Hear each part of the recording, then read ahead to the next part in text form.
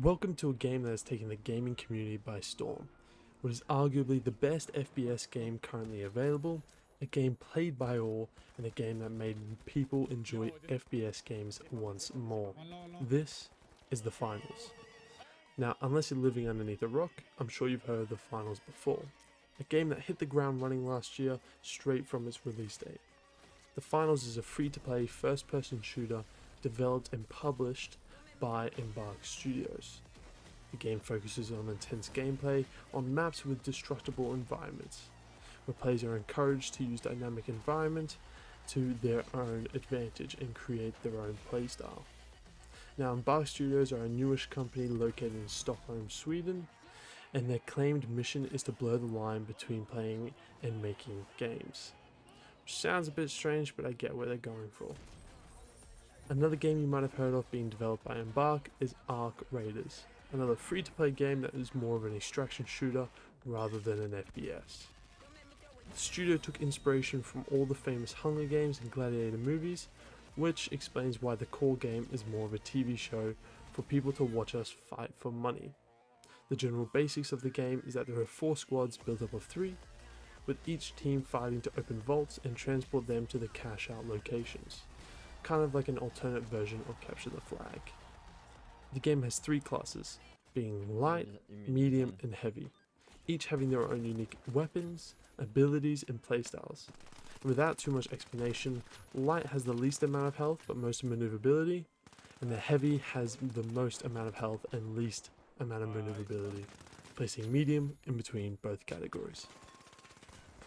As of the 14th of January, there have been no major updates to the game since its release. We have a couple minor patch notes here and there, but nothing enough to change the game or at least add value to it. Other than the lack of updates, the amount of players still playing on Steam average around 72,000 players, which is more than impressive for any game. But over the last month, we have seen that there has been a steady decline in the amount of players playing the game. At the rate the players are leaving, this game will have little to no players by Easter. The one thing I have not taken into consideration is that the game is new, and like most free games in their first month, you will peak or see a spike in the first month with players, and then a steady or rapid decline in players straight after that. And sometime after the decline, you will see the player count plateau. Now that doesn't happen with every game. A game such as The Cycle peaked in its first month and had a basic decline, but it never plateaued. And the reason is probably because the game did not get any major changes and became little to dull after a bit of time.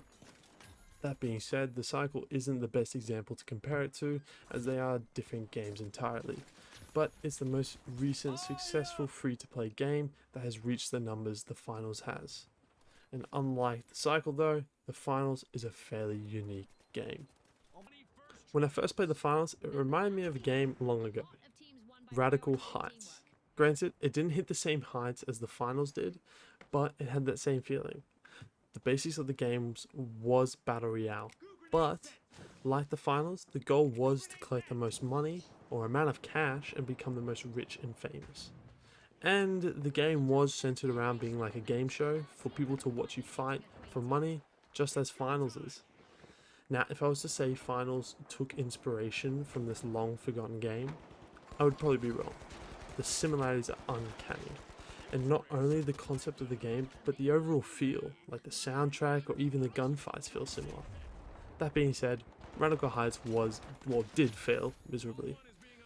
With its buggy and unfinished game, it got pulled off Steam pretty quickly. Though I do fear the finals is heading in the same direction.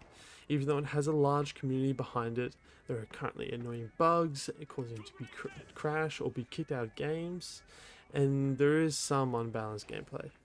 Don't get me wrong, I enjoy playing the finals, but when it coming up against someone who plays light and abuses the invisibility, two-shots you with a shotgun or melts you with a submachine gun, it's a little unfair, especially when they're able to reload whilst invisible. With all that broken stuff aside, there are talks whether or not this game will reach the heights of becoming an esports game, which could be good if it becomes more balanced, but at the current stage my opinion is that it shouldn't. It's way too early to give a game like this that opportunity, and given that it's only been out for a little over a month now, It's pretty crazy that that talk is happening. Anyway, let's hope this game does not fall short of its potential, because if this goes well, then the likes of Arc Raiders will probably succeed as well. Let me know if you think the game will keep pushing, and don't forget to like and subscribe for more content. Peace.